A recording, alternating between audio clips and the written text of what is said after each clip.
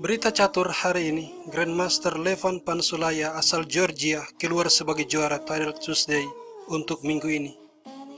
Dia meraih 9,5 poin, unggul dari Vladislav Artemiev dan Master Internasional Vietnam Tuan Minh Le.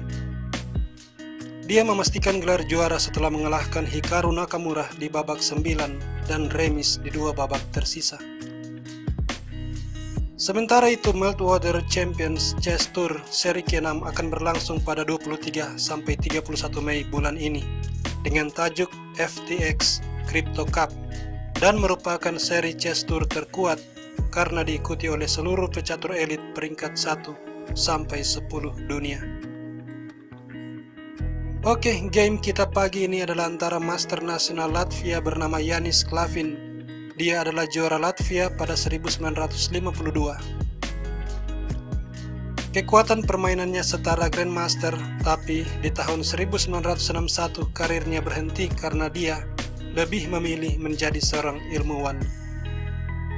Yanis Klavin bermain sebagai putih melangkah E4 dan lawannya Mikhail Nekemievich Tal menjawab dengan C5.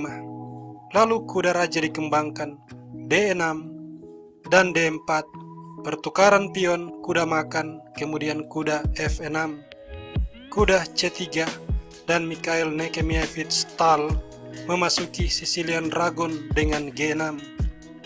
F4, varian Levenfish, bermaksud memasuki Egiletek jika seandainya Mikhail Nekemievich Tal melangkah gajah ke G7.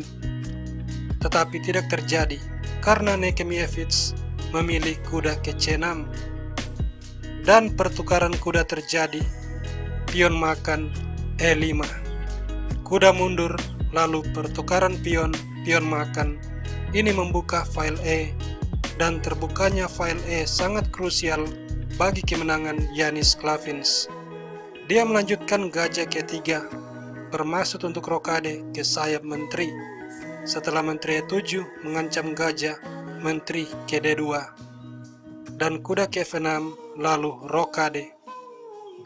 Hitam belum rokade, karena itu dia akan berusaha menyelamatkan raja, sebab jika tidak, benteng putih akan mulai menyerang.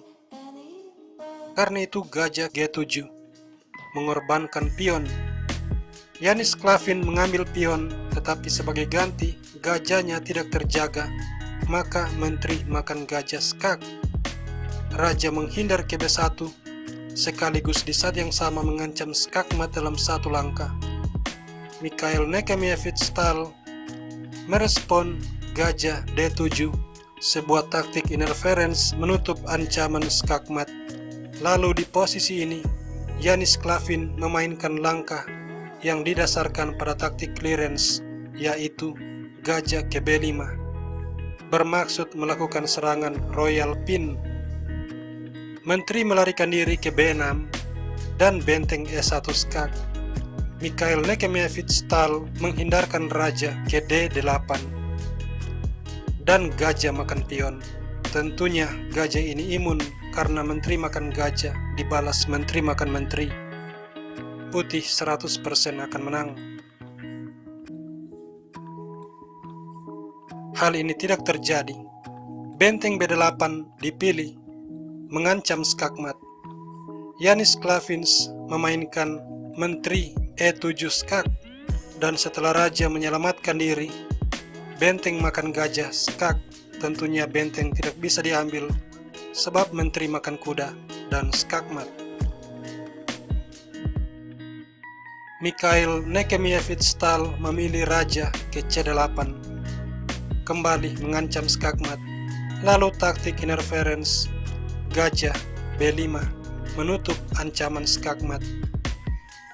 Kalau sekarang A6 dimainkan berusaha untuk menyingkirkan gajah, gajah akan makan pion skak, dan setelah menteri makan, benteng C7 skakmat.